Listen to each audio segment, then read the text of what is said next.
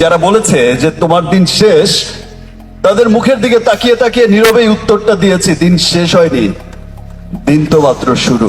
বড় মজলিসে এবার প্রযোজক ইকবালের সমস্ত কথার জবাব দিলেন শাকিব খান নিজে।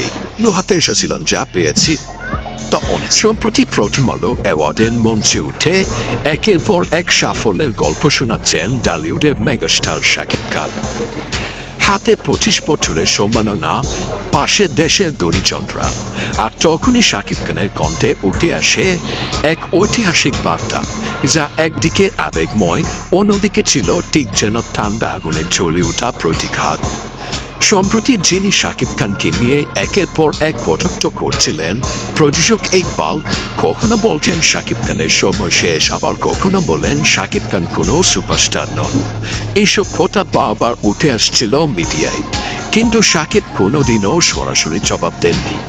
জবাবটা রাখছিলেন নিজের মতো করে মঞ্চের জন্য। ক্যামেরার সামনে আর সেই কাঙ্ক্ষিত মুহূর্ত এলো প্রথম আলো অ্যাওয়ার্ডের মঞ্চে। শাকিব খান বললেন, শূন্য হাতে এসেছিলাম, যা পেয়েছি তা অনেক। যারা বলছে আমার দিন শেষ, তাদের মুখের দিকে তাকিয়ে নীরবে উত্তর দিয়েছি, দিন শেষ হয়নি, দিন তো সবেমাত্র শুরু।